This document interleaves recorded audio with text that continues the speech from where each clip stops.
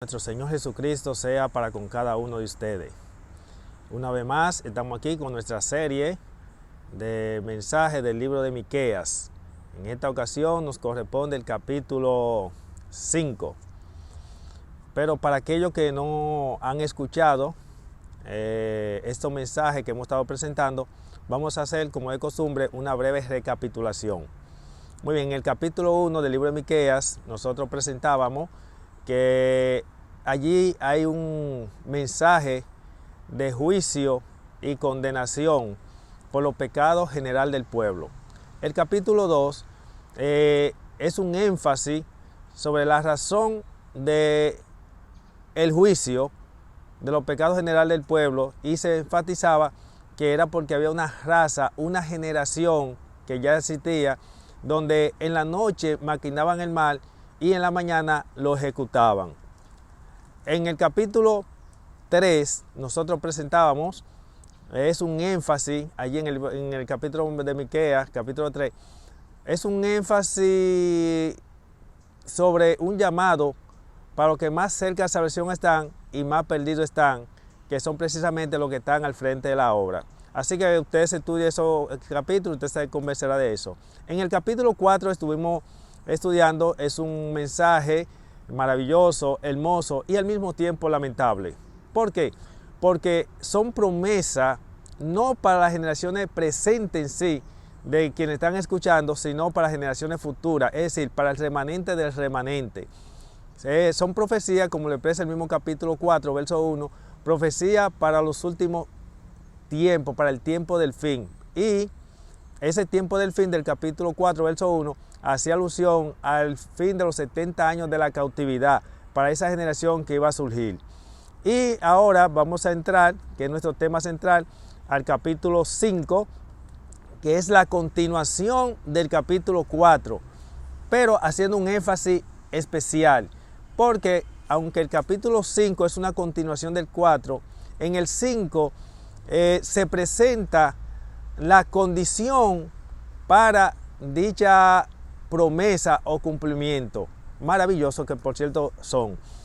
Es bueno que se entienda que esta promesa que nosotros leemos del capítulo 4 y 5 es lamentable porque no se llevó a cabalidad, o mejor dicho, no se cumplieron porque el pueblo no cumplió con los requisitos. Es decir, esa nueva generación que nació en Babilonia y salió después de los 70 años de la cautividad, no cumplieron los requisitos, y como la promesa de Dios son bajo condición, bajo fidelidad, la gracia de Dios es para los fieles, la bendición de Dios es para los fieles, no es para los que están en pecado y viven pecando, por eso no se llevaron a cabalidad. Así que vamos a leer, entrar en detalle, a leer el capítulo 5 del libro de Miqueas. En estos capítulos 4 y 5 no es que hay muchas cosas que uno tenga que estar explicando tanto. ¿Por qué? Porque, vuelvo y les repito, realmente son promesas que no llegaron a cumplirse porque no cumplieron con los requisitos, como dije anteriormente. Así que de inmediato vamos a entrar allí. Dice el capítulo 1, perdón, el verso 1, el capítulo 5, lo siguiente. Ahora partirás en tropa, hija de tropas poderosas, porque se sublevaron contra nosotros y han herido con vara la mejilla del pastor de Israel. Vamos a comentar el verso 1. Primeramente vemos, dice, ahora partirás en tropa. Es bueno que usted entienda que la cautividad babilónica no fue en una sola ocasión, en una sola partida, sino que esa cautividad se hizo en varias partidas. Por eso vemos que dice, ahora partirás en tropa. Fueron vinieron tropas y en varias partidas se llevaron cautivos a los pocos que quedaron vivos, que fue al remanente. Nosotros estuvimos enfatizando en el tema anterior que la profecía de Ezequiel 9:4, donde allí se presenta, ven que te voy a presentar los juicios, y si hay una obra de sellamiento, y dice, ve, mata, no perdone hombres, mujeres, niños, no perdone a nadie, excepto a los que tenga el sello de Dios. Esa visión tuvo su cumplimiento precisamente con la llegada del auxilio babilonio allí a Israel. Y solamente los que tenían el sello de Dios, un remanente que no sea uno de cada 20, fueron los que fueron preservados y privilegiados. Y el privilegio de ellos era que quedaron cautivos en Babilonia. Y es un privilegio comparado con una espada o con la muerte. Por eso. Así que aquí vemos que se dice claramente: ahora partirá en tropas, hija de tropas poderosas. ¿Por qué en tropas? Bueno, dice allí: porque se sublevaron contra nosotros y han herido con vara la mejilla del pastor de Israel. Miren, esta profecía del capítulo 5 es una profecía mesiánica. Pero ¿por qué aquí se habla de que han herido en la mejilla al pastor de Israel? Miren, lo que sucede es que la experiencia de los profetas es la experiencia de Cristo. Y la experiencia de Cristo es la misma de los profetas. Usted ve que a los profetas lo mataron, a Cristo lo mataron. A los profetas le daban galletas, lo metían en cisterna, como en el caso de Isaías lo metieron entre un árbol y los arrejaron ahí. Eso hizo Manasés. Ya usted conoce a Jeremías, fue el que fue echado en un pozo. El mismo José, que tenía visión y estaba dando alguna profecía concerniente a lo que era ellos como familia. Usted sabe lo que pasó, ¿verdad que sí? Y desde su inicio esas cosas se veían. Ahora bien, por eso usted va a notar que en el verso 1 del capítulo 5 dice allí: se sublevaron contra nosotros. ¿Quiénes son nosotros? O sea, los siervos de Dios. Se sublevaron contra los profetas. Se rechazaron. Porque la paz de la nación iba a depender de la aceptación de los mensajes de los profetas. El problema radicaba en que los profetas, por lo general, son personas comunes del pueblo. Y como Dios llama a los hombres como profetas, que son hombres comunes del pueblo, sus mensajes no son oídos, son rechazados. Porque siempre se dice: ¿acaso alguno de los grandes lo ha creído? Y si alguno de los grandes no acepta el mensaje, el populacho, los ignorantes, las ovejas, rechazan el mensaje de los mensajeros de Dios. Y eso es un mensaje que es muy delicado. Tienen que prestar atención a eso. Porque ustedes tienen que entender que ustedes deben depender de un así dice Jehová, no es un así dice la iglesia, no un así dice el pastor. No importa por medio de quién venga la palabra de Dios. Palabra de Dios es palabra de Dios en boca de cualquiera. Por eso, si usted se estudia la historia de cada uno de los profetas, se va a dar cuenta que eran hombres sencillos, comunes del pueblo. Usted ve a Amós diciendo: yo no soy pastor, yo no soy profeta, pero el Señor me ha enviado. O sea, siendo profeta, y con un llamado profético a dar un mensaje, él decía que no era profeta, pero lo era. Es un acto de humildad. Vemos a Jeremías no queriendo realizar esa labor, porque no es fácil, porque la labor del profeta es predicar lo que más cerca de la salvación están y más perdidos están. Nunca se le olvide eso. La labor de los profetas y reformadores, por lo general, son de los comunes del pueblo. Y son llamados para predicarle a los que más cerca de esa versión están y más perdidos están, que son los que están al frente de la obra. Porque si ellos no alcanzan los que están al frente de la obra, mucho menos van a alcanzar los de abajo. Porque los de abajo dependen, el cerebro de los de abajo, de las ovejas, son los de arriba. Esto es terrible. Así que nosotros vemos, y esto es muy interesante lo que estamos presentando, y muy delicado al mismo tiempo. Por eso nosotros notamos que aquí dice: se sublevaron contra nosotros y han herido con vara la mejilla del pastor de Israel.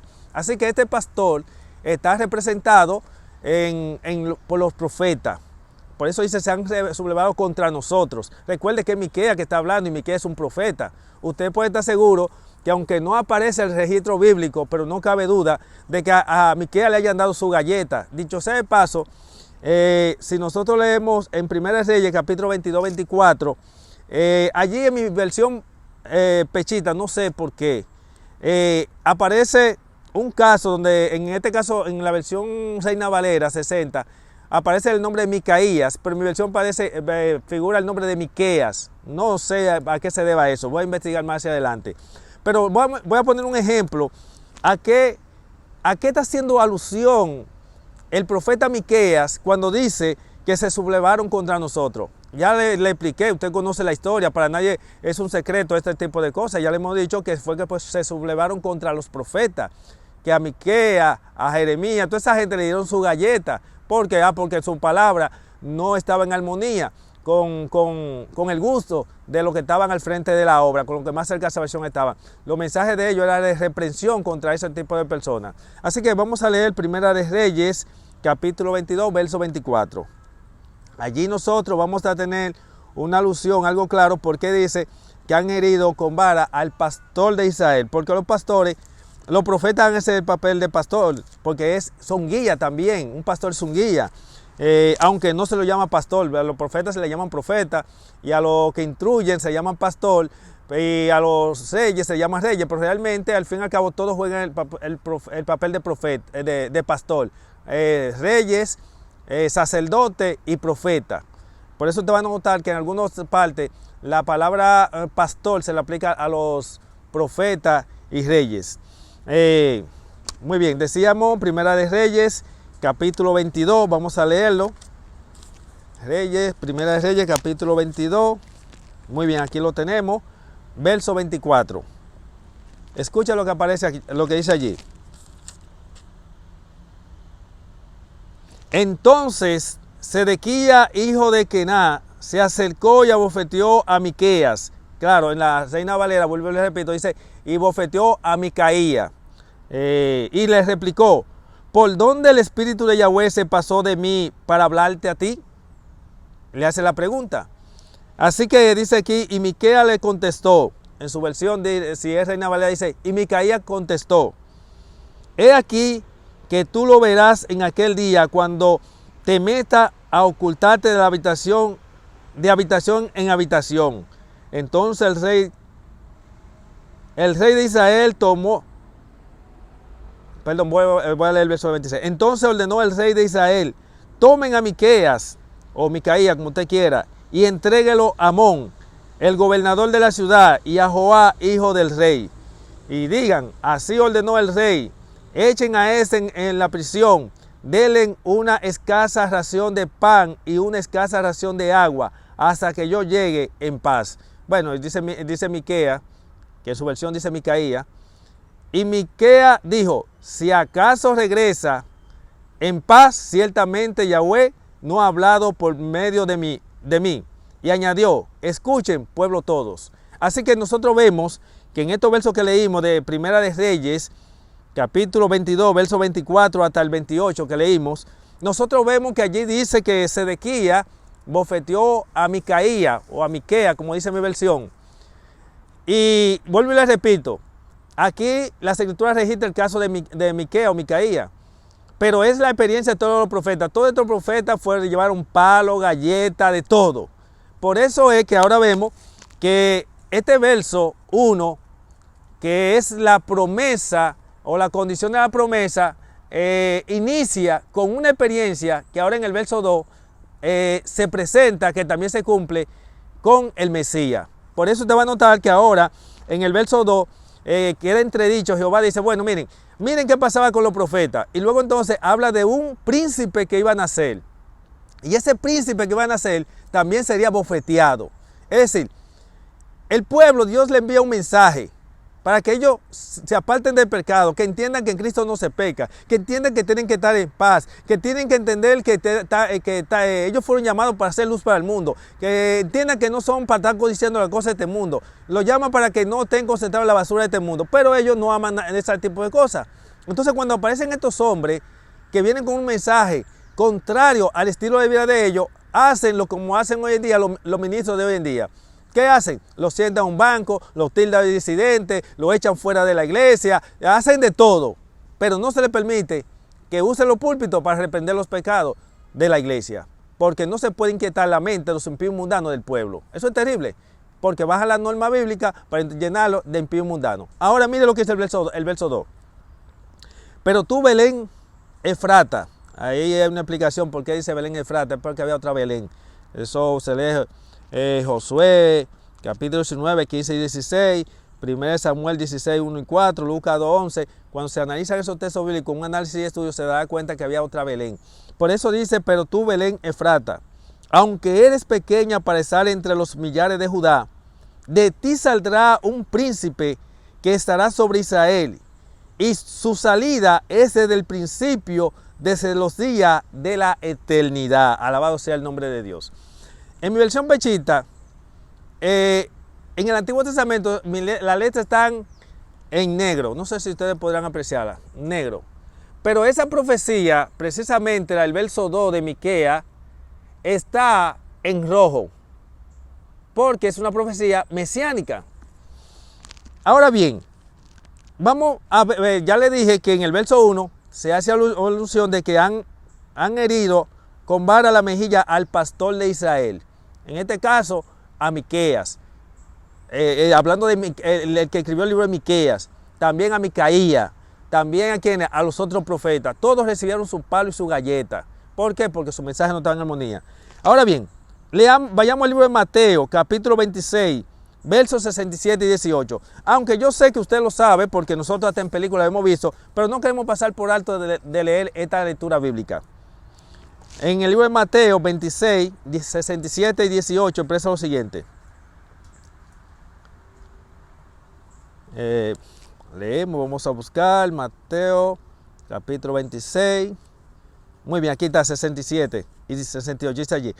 Entonces le escupieron la cara, la abofetearon y otros golpeándolo decían, profetiza, Cristo, ¿quién es el que te golpeó? Ven, usted va a notar que hay una tremenda relación entre esta parte donde dice que le escupieron la cara, le bofetearon, etcétera, etcétera, con la cita que leímos de Primera de Reyes, capítulo 22, verso 24 hasta el 27, que era la experiencia de todo. Ahora bien, observen ahora, Dios hace una promesa maravillosa para los descendientes de esta generación que están escuchando el mensaje. Ahora en el verso 5 Dios da las condiciones.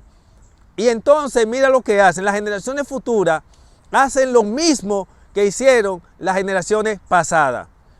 ¿O acaso ustedes no notan que en los tiempos de Cristo, y eso siempre pasa, los sacerdotes, esos hipócritas, esos pastores de Israel de los tiempos de Cristo decían, si nosotros hubiésemos estado en los tiempos de ellos, nosotros no le hubiésemos hecho esto a los profetas? Y al mismo tiempo estaban rechazando, o sea, amaban, idolatraban a los profetas muertos y al mismo tiempo estaban rechazando al profeta vivo. Como hoy en día, nosotros le amamos y queremos el Ellen White, nosotros aceptamos el secreto del Ellen White, pero mentira, lo rechazan, porque nada más quieren y aman las declaraciones de Ellen White, donde ella habló en bien de la iglesia, mientras la iglesia gozaba del favor de Dios. Pero las declaraciones de Ellen White, donde ella habló que no habló en bien de la iglesia, a partir de que la iglesia dejó de gozar el favor de Dios, esa verdad usted no puede tocarla, usted no puede enseñarla, usted no puede presentarse a la iglesia. ¿Y por qué? Porque cuando se estudian, se presentan y se darán de cuenta que la iglesia está descalificada para la obra que fue llamada. ¿Y quién concluye la obra entonces? A un ministerio que los reemplaza, llamado Cuarto Ángel 144,000, la cual Dios lo utiliza y darán el fuerte pregón. Y se corresponderá con el ministerio apostólico, mientras el pastoral se corresponderá con el sacerdotal. Siempre hemos dicho eso para que le quede claro y para que no haya confusión. Así que entonces nosotros notamos que aquí dice que iban a ser un príncipe, el cual dice que saldrá y será desde los días de la eternidad. Se está hablando que no se está hablando de un príncipe cualquiera, aunque es profeta como hombre, pero fue tratado igual que los demás. Estos hipócritas, pastores de Israel, entonces hicieron lo mismo, mientras ellos decían, si nosotros hubiésemos estado vivos en los tiempos de aquellos profetas, nosotros no hubiésemos hecho eso. Al mismo tiempo estaban rechazando a los apóstoles, estaban mataron a Juan el Bautista, matando a los apóstoles, matando a este príncipe del verso 2, lo habían matado. Es para que usted tenga claro por qué esta promesa del capítulo 4 y 5 no se cumplieron. Porque iban bajo la condición de la aceptación de este profeta, de la aceptación de los mensajes de este profeta. Como también esta persona del capítulo del 1 al 3 ya estaban bajo condenación, y la promesa del capítulo 4 y 5 no iban a ser para ellos, porque ya ellos habían cedido el límite de Dios, habían matado a los siervos de Dios, no quisieron entrar en paz y armonía con los mensajes de estos profetas, como tampoco la generación de los sacerdotes de los tiempos de Cristo quisieron entrar en paz y armonía con los mensajes de los apóstoles de Jesús y Juan el Bautista. ¿Están mirando qué tremendo? Ahora vamos a entrar en detalle, vamos a leer los versos que siguen de ahí en adelante, algo interesante. Dice el verso 3, ahora lo entregará hasta el momento en que dé a luz la que está en dolores de parto. Entonces el resto de sus hermanos regresará a los hijos de Israel. Ya ustedes saben que ahí se hace alusión a lo que tiene que ver lo de la diáspora y también lo que nace en Babilonia después de los 70 años de cautividad, que volverían a su tierra, la cual había quedado desierta y vacía y se había convertido en un gran bosque. 70 años, ustedes saben, esa tierra abandonada hasta que todos esos hombres que habían quedado muertos sobre la faz de la tierra de Israel, que no hubo quien lo enterrara, se pudrieran y sirvieran de abono para la tierra, porque es un detalle importante. Dios ya le había enseñado que la tierra necesitaba reposo y ellos violaron ese principio. Y los reposos que ellos le robaron a la tierra, entonces el Señor la recuperó con esos 70 años. Ellos mismos sirvieron de abono para la tierra. ¡Wow! ¡Qué cosa más terrible! Hay muchas cosas que no se comentan ni se hablan. Usted tiene que estudiar la palabra de Dios, mi amigo. Eso es así. Los hombres de Israel, los habitantes de Israel, sirvieron de abono para la tierra porque murieron, no hubo quien lo enterrara, se pudrieron ahí, después que se pudrieron, después de 70 años que estaban huesos, entonces regresaron, porque los huesos volvieron a vivir, pero esos huesos que volvieron a vivir no fueron los que quedaron muertos sobre la faz de la tierra, muertos por los siglos de Babilonia, sino la representación de los muertos que volvieron a vivir son los que nacieron en Babilonia, que regresaron nuevamente a la tierra. Ahí es que se cumple la profecía del Valle de los Huesos Secos. Muy bien, continuamos. Dice el verso 4, una parte muy interesante. Y se alzará y apacentará con el poder de Yahweh y con la majestad del nombre de Yahweh, su Dios, y serán restaurados. Recuerden que lo que serán restaurados, ¿quiénes son? Las generaciones posteriores, no los que están escuchando el mensaje de Miqueas. Porque ahora se engrandecerá hasta los confines de la tierra y habrá paz. Quiero comentar esta parte. Esta parte donde dice y habrá paz. Bueno, vamos a leer los versos antes. Dice aquí, y serán restaurados. Porque ahora se engrandecerán hasta los confines de la tierra y habrá paz. En el texto original, esa expresión no aparece así, y habrá paz, sino que dice, y él será la paz. ¿Hablando de quién? Del personaje del verso 2. De aquí dice que entonces y serán restaurados porque se engrandecerá hasta los confines de la tierra y habrá paz. Pero habría paz porque él sería la paz. Ahora, ¿qué sucedió? Esta profecía del verso 4 no se cumplió. ¿Y por qué esta profecía del verso 4 no se cumplió? Porque el que sería la paz y por medio de quién habría paz, oiga bien, que sería la paz y por medio de quién habría paz para esa nueva generación, no fue aceptado. Por eso usted va a notar que cuando Cristo vino fue rechazado porque ellos estaban bajo el yugo romano, ya habían comenzado a violar los principios divinos.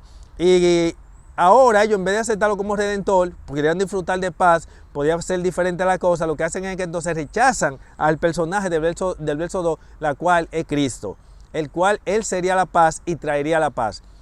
Es un detalle importante, mi hermano. Miren, no se puede tener paz sin la paz. ¿Qué significa eso? Yo no puedo tener paz sin Cristo. Gracias a Dios que por lo menos Él me ha dado el privilegio que yo gozo de paz interior. Yo le he dicho a ustedes que para mí tener preocupación es un pecado. ¿Y por qué? Porque yo le sirvo a un Dios que tiene mis problemas resueltos antes que se presenten. Y yo tengo que ser un loco para yo tener preocupación sirviéndole a un Dios que tiene mis problemas resueltos antes que se presenten. Pero yo no puedo tener paz sin la paz que Cristo. Es lamentable que en las iglesias hay gente que sufren, que viven sufriendo de trastorno mental, que no pueden, de insomnio porque no pueden dormir de tanto problema, tienen que llevarlo a psicólogo, tienen que estar con una serie de cosas. Y yo digo, Dios mío, pero qué terrible esta cosa que estamos mirando. Bueno, no quiero ni entrar en detalle, pero permítame decirle que cuando Cristo mora en el corazón hay paz, hay serenidad, hay tranquilidad, no hay preocupación. Entonces es un detalle que es bueno tomarlo en cuenta. Aquí se dice, y él sería la paz, pero Israel no puede tener la paz. ¿Usted vio lo que pasó con ellos? La misma manera en que ellos trataron a Juan el Bautista y trataron a Cristo, también fueron ellos tratados, porque la experiencia del profeta, le dije en temas anteriores, es la experiencia del pueblo. Ustedes, de la misma manera en que ellos tratan a Juan el Bautista, ellos fueron tratados por Dios por medio de los romanos. Dios tomó la espada de Roma y agarró, y en los años 70 penetró allí. Y lo mismo que hizo con las generaciones pasadas de ellos, en los tiempos con las generaciones que son los de Miqueas, cuando Jehová vio que al rechazar los mensajes de los profetas y de entrarle a galletas a los profetas, echarlo en cisternas, arrejarlo, ¿qué hizo Dios? Ustedes hicieron eso con mi profeta, con lo mío. Ahora yo también a ustedes les vendrá lo mismo. Tomó la espada de Babilonia y le hizo lo mismo a ellos, de lo que ellos le hicieron a los siervos de él, porque ya eran de la simiente del diablo, ya no eran de la simiente de Dios. Entonces, como los sacerdotes del tiempo de Cristo, que habían sido llamados por Dios para una misión, y esos ministros de Dios que estaban ministrando para el diablo, actuaron así contra sus siervos, entonces Dios les dijo, ustedes actuaron así contra mis siervos. Como la venganza es mía, ahora yo me vengaré. Y vino que hizo, le hizo lo mismo. Trate de tener cuidado contra los siervos de Dios.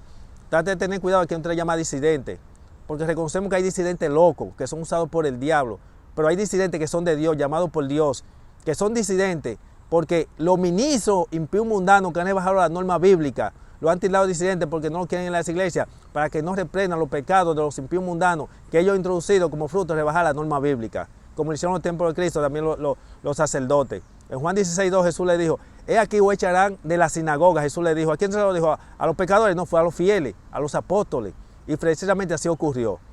Así que continuamos más adelante, promesa de Dios que se cumplieron parcialmente, algunas cositas se cumplieron, pero en sí no se cumplió de manera generalizada. Dice el verso, continuando el verso 4, voy a leer un poquito más hacia atrás, y serán restaurados porque ahora se engrandecerán hasta los confines de la tierra y habrá paz, o mejor dicho, y él será la paz.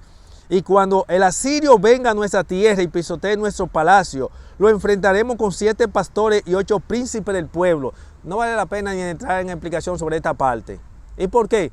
Porque esto es una profecía que no se cumplió porque no reunieron las características. Esto que estoy leyendo no se cumplió porque no reunieron las características. Dice allí, y atacará a la tierra de Asiria y con espada, y a la tierra de Nimrod con su ira. Estos personajes, Asiria y Nimrod, son una representación de lo que se rebelan contra Dios en mano alzada. ¿Usted se acuerda que decía, ¿quién? Mira todo lo que yo he hecho, ¿acaso el Dios de ustedes podrá libraros? Miren que el Dios de todas las naciones no han podido venir contra mí, y ustedes creen que el Dios de ustedes, y dice la palabra de Dios que acá vino y oró y a Jehová, y una noche el ángel de Jehová mató ¿cuánto? 185,000. ¿Por qué? Porque este rey vino a querer a ponerse contra el Dios de Israel. Le pasó como al faraón. ¿Y quién es Jehová? Ay, hay que tener mucho cuidado con eso. Y Nimrod, ya usted sabe, mano alzada. Así que esta profecía no se cumplió del todo tampoco.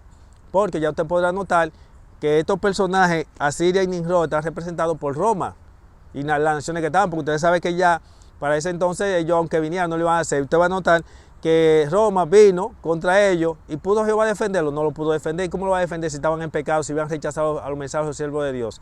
Dios no va a defender a nadie que esté en pecado. Dios no va a defender a nadie que haga la contra la verdad. Dios no va a defender a nadie que a los siervos de Dios llame disidente. Y el mismo Jesús fue disidente. Los disidentes deben sentirse orgullosos por eso, porque Jesús fue disidente. Lo dice el deseado de toda la gente.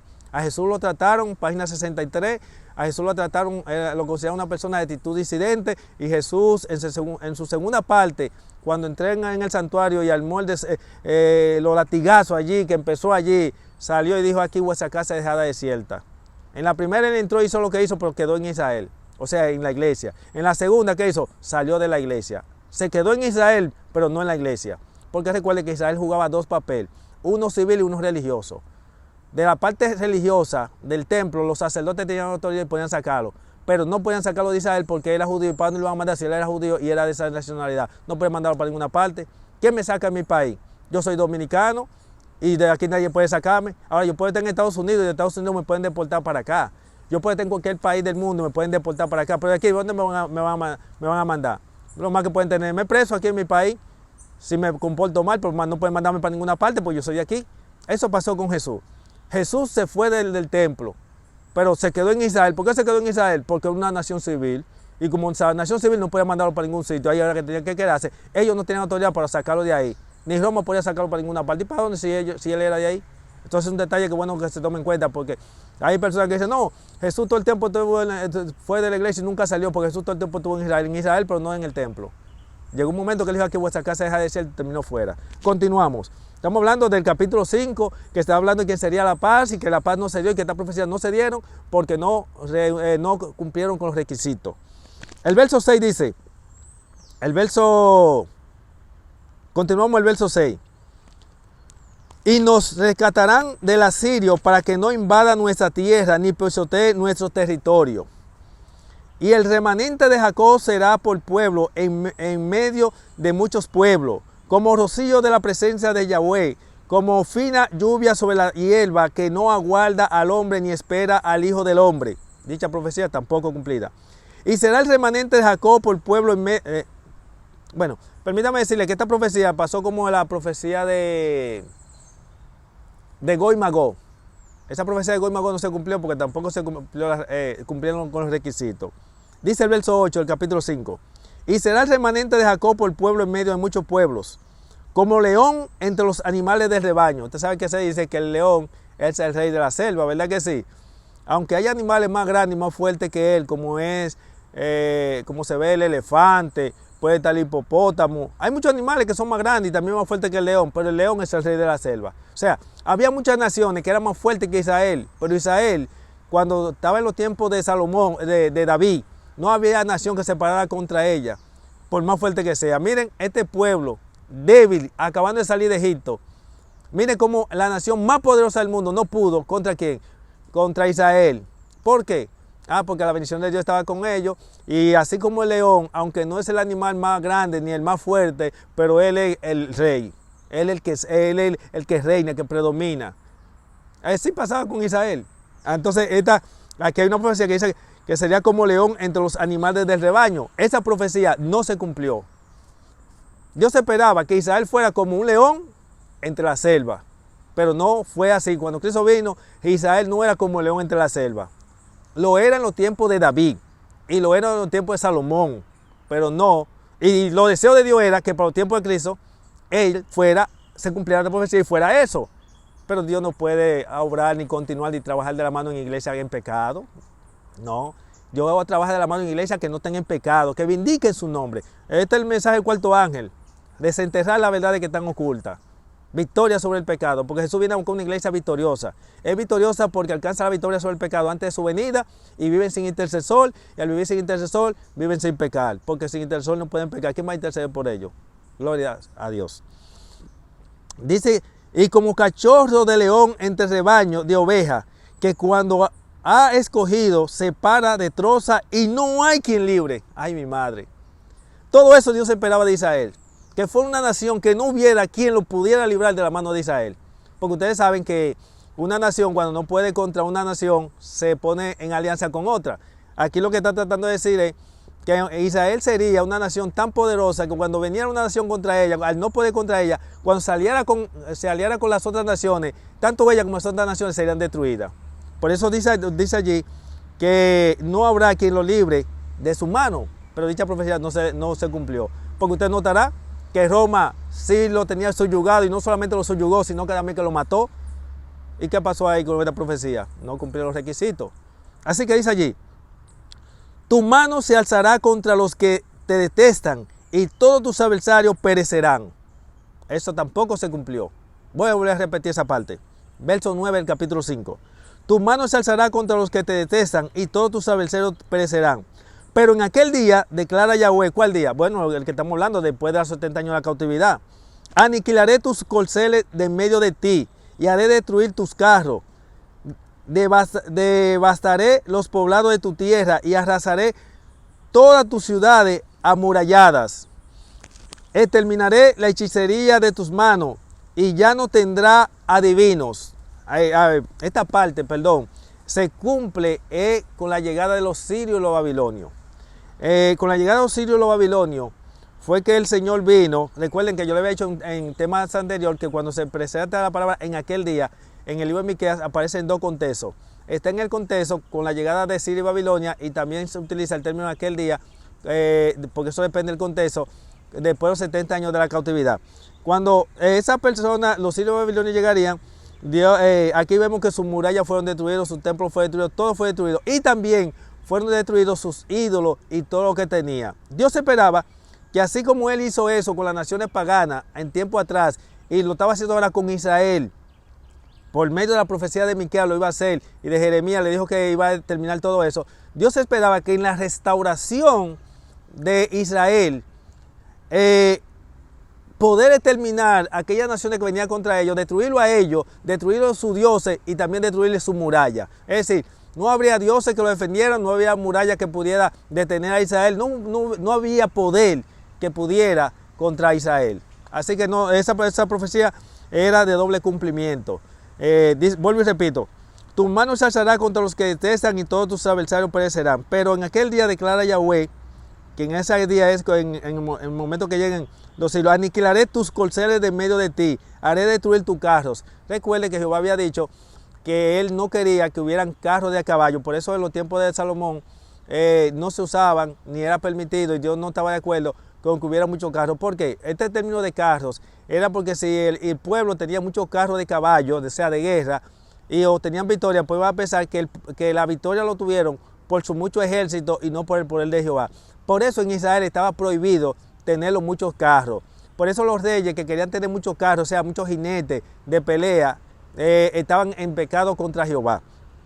Dice que esos caballos también serían destruidos. Dice allí: devastaré los poblados de tu tierra y arrasaré toda su ciudad amurallada. Exterminaré la hechicería de tu mano y ya no tendrás adivinos. Por eso Dios, con la llegada de Siria y Babilonia, lo que procuró fue purificar la tierra de la idolatría de Israel. Recuerde que tenían muchos carros, ellos ya tenían muchos hechiceros, ya tenían adivinos, todo eso lo tenían. Ahora Dios hace una promesa a través del verso 10 hasta el 13 que estamos leyendo, de que en la restauración, después de 70 años, ya eso no existiría. Y efectivamente esta parte sí se cumplió, porque después de 70 años de cautividad, Israel no llegó a tener mucho caballo. Después de 70 años de cautividad, cuando volvieron de la cautividad babilónica. Después de la cautividad babilónica, no se implantó más ni volvieron a ser adoradores idólatras a través de las imágenes. Eso no ocurrió. Eso usted lo ve antes de la cautividad. Usted va a ver mucho caballo, usted va a ver adoración de imágenes, usted va a ver consultando a divinos, usted va a ver todas esas abominaciones en el pueblo de Israel antes de la cautividad, pero no después de la cautividad. Esta parte sí Dios se cumplió, no lo permitieron, pero terminaron algo peor. Terminaron rechazando al Mesías, al personaje del verso 2. Terminaron rechazando a Juan el Bautista. Yo digo algo peor porque ya teníamos a Dios en persona, porque dice Juan 1:1 que en el principio era el verbo era con Dios y el verbo era Dios, y el verbo fue hecho carne y habitó entre nosotros. Él era quien estaba profetizado por Zacarías, el deseado de toda la gente, la única persona que puede llenar el vacío de nuestro corazón y puede llenar todas nuestras expectativas.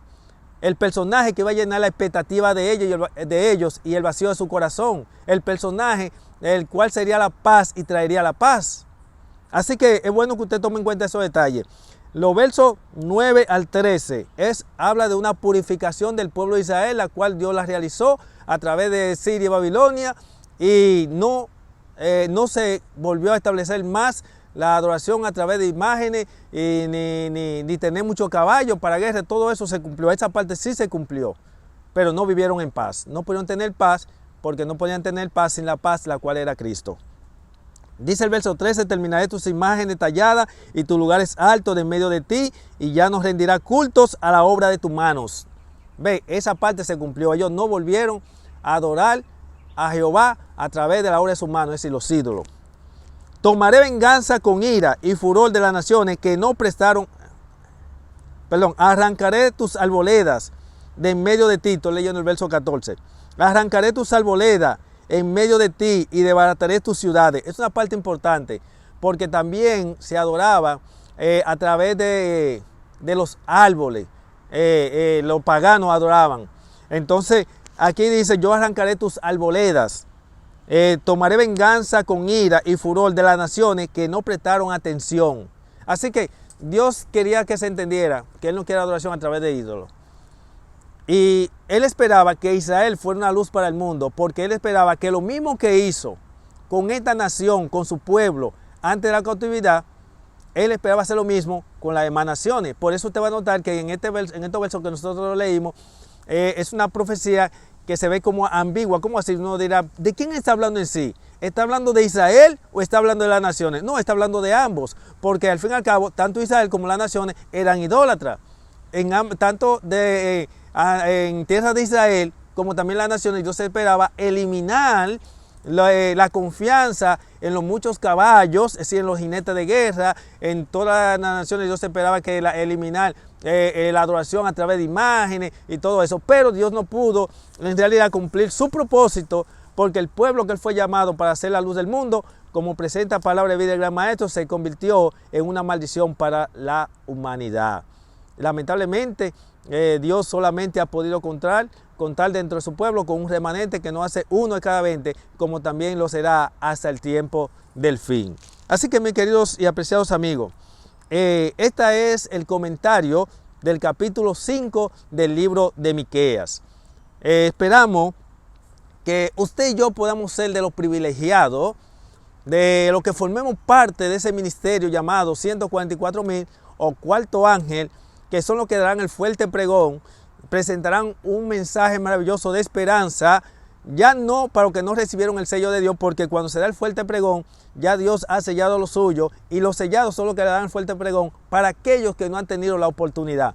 Aquellos que no recibían el sello de Dios, ya se van a obstinar, van a hacer la misma obra que los sacerdotes del tiempo de Cristo. Se opondrán a la obra y estarán preparados para unirse con los de afuera para perseguirlo. Pues ahí es que se cumple lo que dice el libro Conflicto de los Siglos, página 666, no se le olvide, la marca de la bestia, que hombres que se gozaron una vez en la verdad se convertirán en nuestros peores enemigos, irá a engrosar la fila de la oposición.